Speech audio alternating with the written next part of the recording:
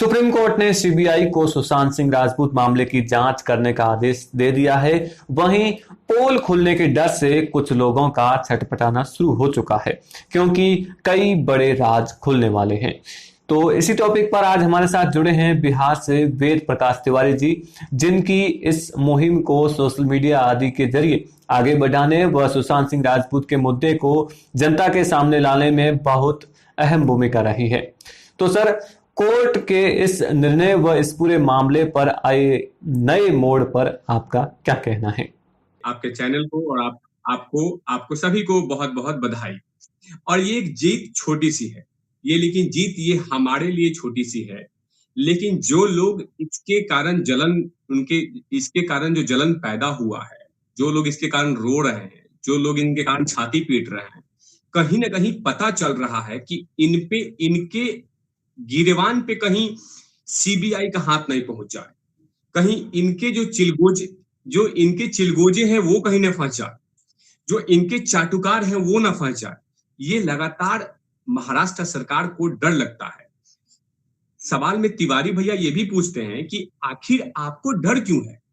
एक एक एक एक्टर की हत्या होती है और उसमें इन्वॉल्वमेंट है एक लड़की जो रिया चक्रवर्ती है, वो लड़की नहीं, माफ कीजिएगा, वो डायन, जिसकी जिसकी एंट्री होती है उस लाइफ में, और उसको बचाने के लिए पूरी महाराष्ट्र सरकार रेड कार्पेट लगा देती है।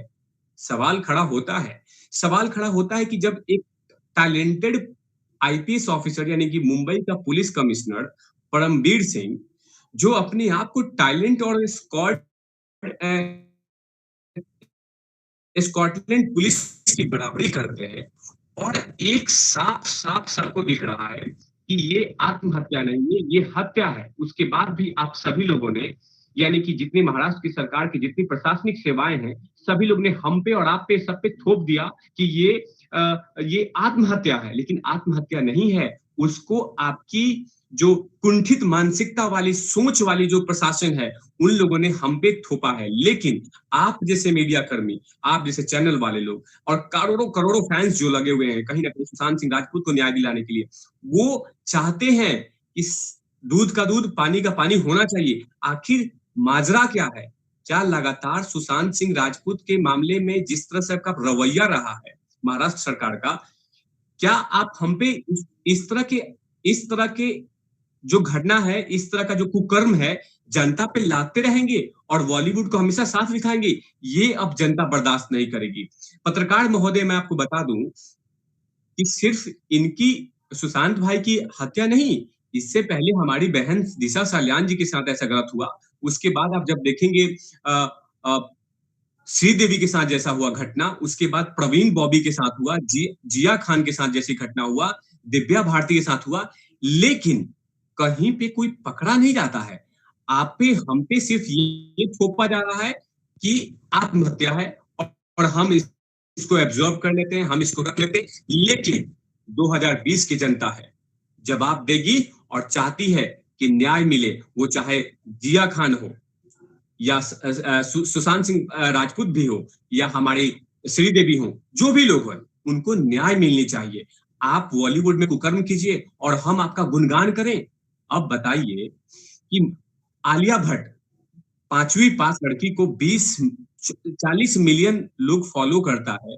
कितनी कितनी अजीब लगता है कि जिसको ये नहीं पता कि देश के राष्ट्रपति क्या है, और उसके लिए हम लोग आगे पीछे घूमेंगे। नहीं, हम टैलेंट को पूजेंगे, हम उनको पूजेंगे जिसमें टैलेंट हो। हम नवाजुद्दीन सिद्दीकी को पूजेंगे जिसमें कुछ भी नहीं है लेकिन टैलेंट है। दूसरा सवाल है सर कि बॉलीवुड अभिनेता आमिर खान, जिन्हें भारत हमेशा से ही असहिष्णु लगता है, वो अभी तुर्की के राष्ट्रपति की पत्नी के साथ मुलाकात कर चर्चा में है। तिवारी जी, आप भी अच्छे से जानते हैं कि जो तुर्की लगातार भारत के आंतरिक मामलों को लेकर भी सवाल उठाता रहा है और हमारे सबसे बड़े विरोधी देश पाकिस्तान का पक्षकार भी रहा है। तो आमिर की इस तरह की देश विरोधी हरकतों के पीछे क्या मकसद है? बॉलीवुड में बहुत बड़ी लिस्ट है जो दोगले फेस में लेके घूम रहे हैं, लेकिन हम फोकस नहीं करते हैं। हमने देखा मुंह चिकना है, फॉलो कर लो। हमने देखा बाल घने हैं, फॉलो कर लो। हमने देखा ओ अच्छा डांस करती है, फॉलो कर लो। अरे बाबा, आप ये क्यों नहीं देखते कि उसके पीछे राज क्या है, वो कौन है, कहाँ से आता है, क्या करता है, इसके बारे में हम जांच नहीं करते हैं। अब अंदाजा लगाइए कि लोगों को अब पता चल रहा है कि आमिर खान जैसे भ्रष्ट और जो गंदी मानसिकता वाले लोग हैं। आखिर देखिए कि सीए के मसला पे इनके इनको डर लगता है, मुस्लिम अनसेफ फील हो जाते हैं। और उसके बाद जब तुर्की में एक क्रिश्चियन के यानी कि चर्च को मस्जिद में तब्दील कर दी जाती है, उसमें इनको कोई दर्द नहीं होता। एक म्यूजियम को मस्जिद में तब्दील कर जाती है, कोई दर्द नहीं होता। चीन में मस्जिद को टॉयलेट में तब्दील कर जाती है, कोई दर्द नहीं होता। लेकिन भारत में कोई घटना घटती है तो इनको डर लगता है पत्रकार महोदय। क्योंकि मालूम है सवाल क्या है कि यहाँ पे चाटने वाले लोगों की संख्या बहुत ज्यादा है। और लोग यहाँ पे जानते हैं कि हाँ, आमिर खान है, अच्छा आमिर खान अगर हग भी दिया तो लोग चाट लो क्योंकि आमिर खान ने हगा है। सवाल आमिर खान पे क्यों है? जो लोग इस देश को तोड़ने की कोशिश कर रहे हैं उनका अब हम महिमा मंडल नहीं करेंगे, उनका हम पोल खोलेंगे। जो आदमी अपने आप को दिखा रहा है कि मैं बेहतर इंसान हूं, इंसान नहीं, जो हैवान है उसको हम दिखाएंगे कि आप हैवान है। वो चाहे सिर्फ आमिर खान नहीं हो। जिस तरह से लगातार अपने आप को महेश भट्ट ये दिखाते रहते हैं कि मैं बॉलीवुड के लिए बहुत अच्छी अच्छी मूवी बनाया है, आपने मूवी नहीं बनाया, आपने हमारे देश के कल्चर को और हमारे माँ बाप जो बहन बेटी होती हैं उनके संस्कारों में जबरदस्त आपने दरार पैदा कर दिया। और आपने मूवी नहीं दिया, आपने हमारे जनरेशन को खत्म कर दिया। लेकिन धीरे धीरे जैसे आप जैसे प्रकांड पत्रकार लगातार जिस तरह का एक्सपोज करते हैं इनको, तो कहीं ना कहीं लोग देख रहे हैं। और जिस तरह से सड़क 2 का पोल खोला है, आपको ये भी पता होगा कि गुंजन सक्सेना को भी लोगों ने बॉयकट किया, लेकिन हल्का सा इसलिए चुपचाप हो गए लोग क्योंकि उसमें पेट्रोटिज्म दिख रहा था, राष्ट्रवाद दिख रहा था। अगर राष्ट्रवाद नहीं होता तो जिस तरह से हमने सड़क 2 में गड्ढे किए हैं, वो गुंजन को भी गुंजन कर देते, हवा में हो जाता, पता ही नहीं चलता। लेकिन हम राष्ट्रवाद को सम्मान करते हैं। और देखिए कि दोगले फेस कितने हैं। यही यही करण जौहर है जिन्होंने गुंजन सक्सेना बनाया। इन्होंने कुछ दिन पहले ये कहा था कि I don't like this, I don't like our nation because my nation is not strong, not beautiful. तो आप कहां जाएंगे? चले जाइए बाहर, बाहर चले जाइए। सवाल है कि हम मूर्ख बना के और हम लोग को मूर्ख बना के आप कमाए जा रहे हो। बताइए, देखिए दोगले फेस कितने हैं। सुशांत भाई की हत्या होती है, उस दिन आमिर खान का करण जौहर का मुंह नहीं खुलता है। लेकिन 62 दिन के बाद 15 अगस्त के दिन करण जौहर आते हैं और मुंह खोलते हैं, हैप्पी इंडिपेंडेंस डे। बाकी दिन कहां थे आप? कुंभकर्ण के पास सो रहे थे, या नशा लगा रखे थे, या कोई कोई कोई चिकने एक्टर के साथ सो रहे थे? क्या कर रहे थे कुकर्म कि आप चुपचाप थे? और साथ में आपने ये भी किया था कि कमेंट बॉक्स को ब्लॉक कर दिया था कि आप इसमें कुछ बोलेंगे नहीं। वाह रे वाह, यानी आप बोलेंगे।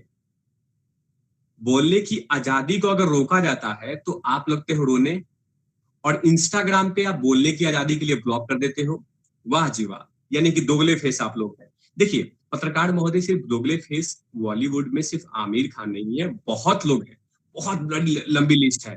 लेकिन अब आप जैसे लोग, हम जैसे लोग कहीं ना कहीं जनता तक ये डिलीवर करें कि ये लोग हमारे देश नहीं दूसरे देश को मोहब्बत करते हैं, हमें मूर्ख बना रहे हैं। लेकिन अब हम मूर्ख नहीं बनने वाले।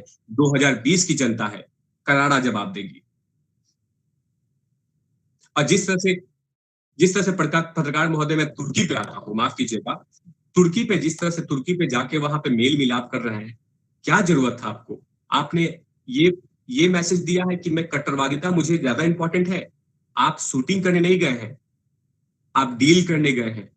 ये पाखंड बंद कीजिए।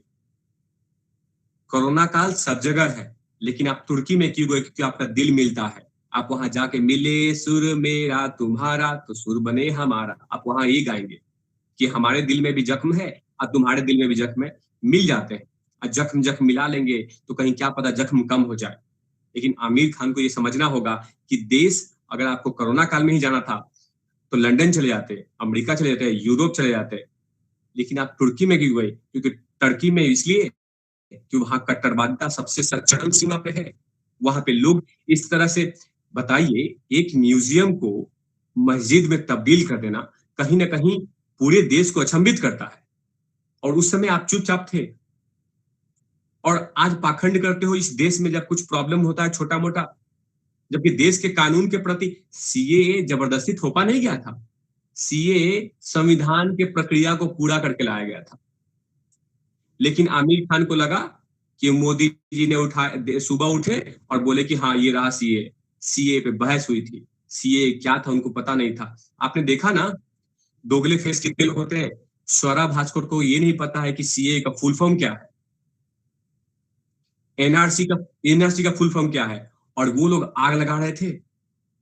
तो देखिए, मैंने पत्रकार महोदय क्या बताया कि भारत में जितने भी बॉलीवुड में जो नेपोटिज्म, जो अपने भाई भतीजवाद से आए हैं, उनके पास कुछ नॉलेज नहीं है। उनको सिर्फ मिसाइल में चिपका के उनको लॉन्च किया गया है। अब हमें समझना होगा कि उनको कैसे जमीन पे लाए, क्योंकि ये लोग घमंड हो गया है कि हम ही है सब कुछ। नहीं, सबसे बड़ा ऊपर में है जनता। जनता भगवान है, जनता जनार्दन है, जनता सब कुछ है।